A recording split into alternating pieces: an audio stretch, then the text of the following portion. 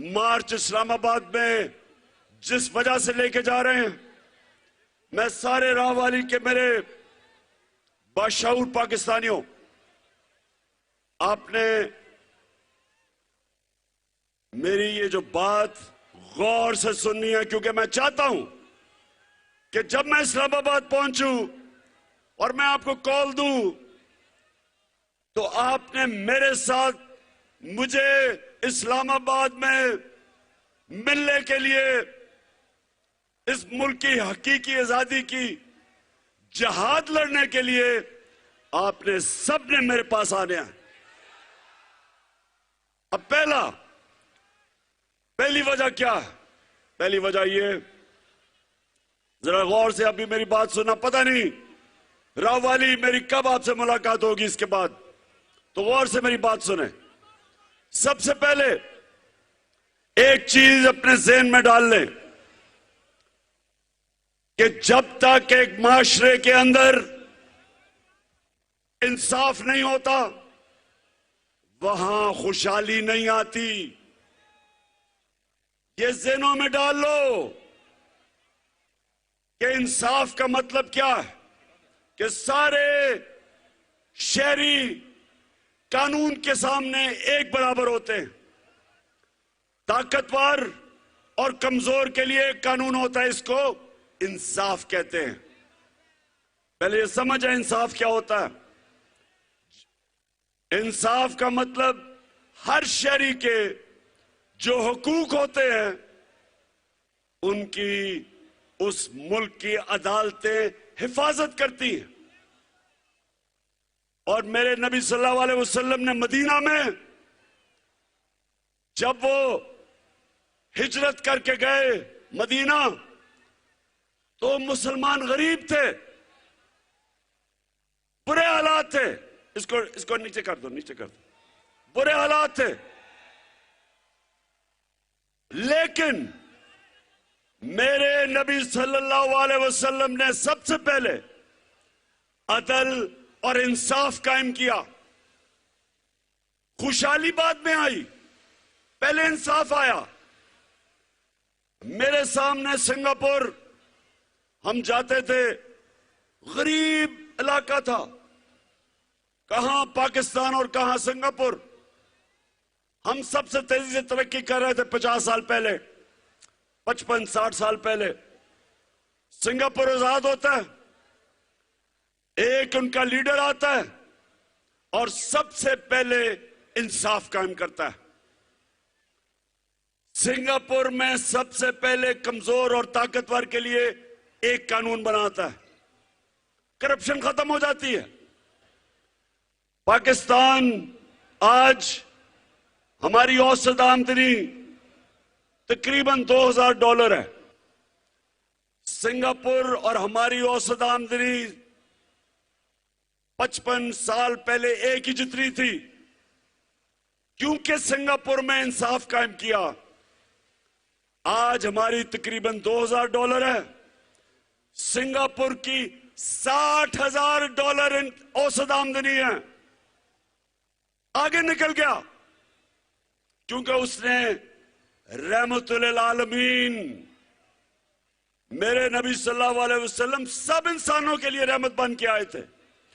जो भी उनके रास्ते पे चलेगा, चाहे वो मुसलमान हो या ना हो, अल्लाह की नेमतें, बरकतें आएंगी, खुशहाली आएगी। वो आगे निकल गया। हमारा सबसे बड़ा मसला, मैं अपने नौजवान को बताना चाहता हूं, सबसे बड़ा मसला यह है कि इंसाफ नहीं है। छोटा चोर चोरी करके जेल में और बड़ा डाकू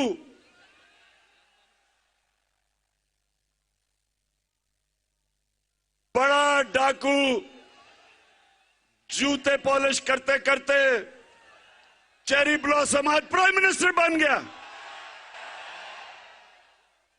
जरा ये जरा सुने। और क्योंकि मेरे अजीम लीडर, मेरे अल्लाह के पैगंबर, उन्होंने, मैं चाहता हूं सारी कौम, मैं बल्कि इंशाल्लाह जब हमें अल्लाह ने हुकूमत दी तो मैं चाहूंगा कि उनकी हदीस हर स्कूल में लगी हो, हर यूनिवर्सिटी में लगी हो, हर ऑफिस में लगी हो, और वो ये कि मेरे नबी ने कहा कि तुम्हारे से पहले बड़ी कौमें तबाह हुई। जो जब छोटा चोर करता था तो जेल में चोरी करता था, वो जेल में, और बड़े डाकू को जो कौमें नहीं सजा दे सकती थी वो तबाह हो जाती थी। अब ये शहबाज शरीफ का जरा सुनो, इसको 16 अरब रुपए की करप्शन के केस में सजा होने वाली थी, जबकि इसको बचाया गया, साजिश के तहत इसको ऊपर बैठाया गया, और जब ये ऊपर बैठा 16 अरब रुपए का FIA का केस था। जब से ये ऊपर बैठा, ये जरा गौर से सुने, मैं सऊदी अब बंद करो, क्या कर रहे हो? सुने जरा, सबसे पहले चार गवाह थे जिनके नाम पे इसने 16 अरब रुपया लिया था। उसमें गुलजार अहमद, वो चपड़ासी था रमजान शुगर मिल में, वो मर गया, पता ही नहीं चला मरा कैसे। मुजम्मल राजा, वो कैश बॉय था रमजान शुगर मिल में, वो हार्ट अटैक से मर गया। ये 2 महीने में आते साथ ही, इनके पहले 2 महीने में वो मरा। गुलाम साबिर, जो मुजम्मल का रिश्तेदार था, वो हार्ट अटैक से मर गया, भाई था, वो हार्ट अटैक से मर गया। मकसूद चपड़ासी, जिसके अकाउंट में 4 अरब रुपया आया था, 400 करोड़ रुपया, वो हार्ट अटैक से मर गया। डॉक्टर रिजवान, जो FIA का इन्वेस्टिगेट कर रहा था ये केस शहबाज शरीफ का और बेटों का, वो इन्वेस्टिगेटिंग ऑफिसर, वो हार्ट अटैक से मर गया। और एक और जो इन्वेस्टिगेट कर रहा था नदीम अख्तर, उसको भी हार्ट अटैक हुआ लेकिन वो बच गया। अब ये सुने, किसी और मुल्क में ये होता, मैं यूरोप की बात कर रहा हूं, मैं उन मुल्कों की बात कर रहा हूं जिधर इंसाफ है। अभी इन्वेस्टिगेशन होनी थी, इसके ऊपर इन्वेस्टिगेशन होनी थी। किसी ने नहीं पूछा कि कैसे सारे लोग जो गवाह थे सब मर गए हैं। और उसके अलावा राना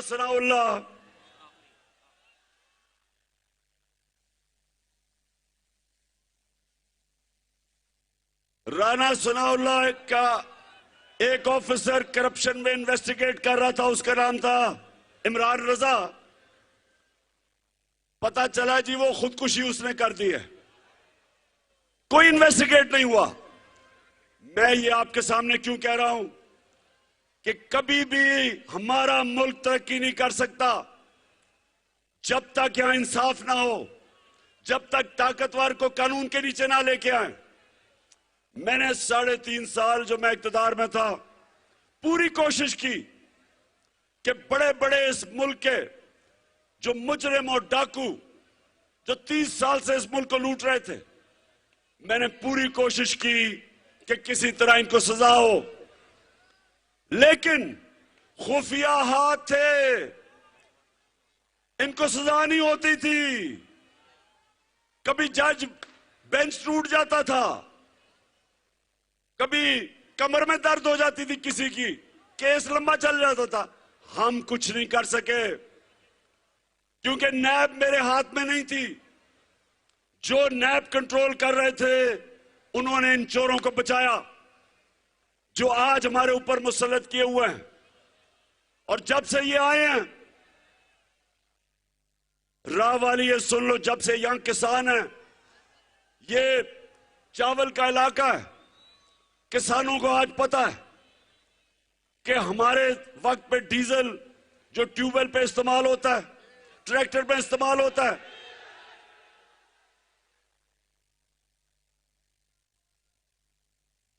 सॉरी मैं गलत से कह गया, फजल रहमान जो इस्तेमाल होता है इन सारी चीजों में, 150 रुपए लीटर कीमत थी फजल रहमान की जब हम थे 6 महीने पहले। आज 236 रुपए पे फजल की कीमत ऊपर चली गई है। पेट्रोल वो भी 150 रुपए लीटर। तो ये जो सारी महंगाई हुई है, ये जब से चोर ऊपर मुसल्लत किए गए। बिजली के बिल जो लोगों के पास आ रहे हैं, सबको सवाल पूछना चाहिए कि कौन सी क़यामत आई 6 महीने में कि सारी चीजें महंगी हो गई। 50 साल में सबसे ज्यादा महंगाई हुई। तो आगे जाके मैंने ये सवाल करने हैं कि कौन है इसका जिम्मेदार? किसने ये किया कि इन चोरों को ऊपर बैठा दिया और इनके सारे केसेस खत्म होने शुरू हो गए, एनआरओ मिलना शुरू हो गया, मरियम भी बरी हो गई, मरियम का पापा तैयारी कर रहा है आने की, शहबाज शरीफ के भी केस खत्म हो गए, हमजा शरीफ के केस भी खत्म हो गए, और वो इस मुल्क की सबसे बड़ी बीमारी जरदारी, उसके भी केस खत्म होने शुरू हो गए। अब इन्होंने कानून ऐसा बना दिया है, राहवाली के नौजवानों ये समझ लो, कानून अब ये है कि सिर्फ छोटा चोर पकड़ा जाएगा आपसे। अगर मैं बड़ा डाका मारता हूं और मैं मुल्क से पैसे बाहर भिजवा देता हूं, कोई पाकिस्तान का कानून अब मुझे नहीं पकड़ेगा। इन्होंने आके नया कानून बनाया, इन्होंने कानून अब ऐसे बना दिए हैं कि सिर्फ छोटे चोर पकड़े जाएंगे। तो इसलिए इंसाफ के लिए हम सब आज इस्लामाबाद रवाना है, क्योंकि ये कौम मोहम्मद मुस्तफा सल्लल्लाहु अलैहि वसल्लम की उम्मत है। दुनिया के अजीम तरीन लीडर की हम उम्मत है। हम भेड़ बकरियां नहीं हैं, हम गाय भैंसे नहीं है कि आप लाठी मार के कभी इधर मोड़ दें कभी उधर मोड़ दें। आज उन्हें कहें, कल कहते थे चोर हैं, आज कहते हैं कि जी वो एनआरओ दे दिया, अब साहब पाक हो गए हैं। मुशर्रफ ने इनको चोर कहा था, इनको पर केसेस किए, उसने फिर एनआरओ दे दिया। ये कौम, नौजवानों सब तैयार हो जाओ। अगर कौम अपने हकूक के लिए नहीं खड़ी होती, उनको जानवरों की तरह रखा जाता है। जानवरों की कोई हुकूक नहीं होते। जानवरों के जंगल के कानून में इंसाफ नहीं होता, जानवरों के माशरे में इंसाफ नहीं होता, इंसानों के माशरे में इंसाफ होता है। और हम ये इंसाफ जिससे हम आजादी चाहते हैं, अपनी हकीकी आजादी, उसके लिए निकले हैं। आपने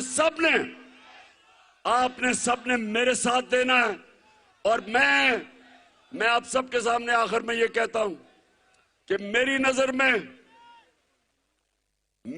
नजर में इससे बेहतर है कि इंसान मर जाए बजाय गुलामी किसी की करे।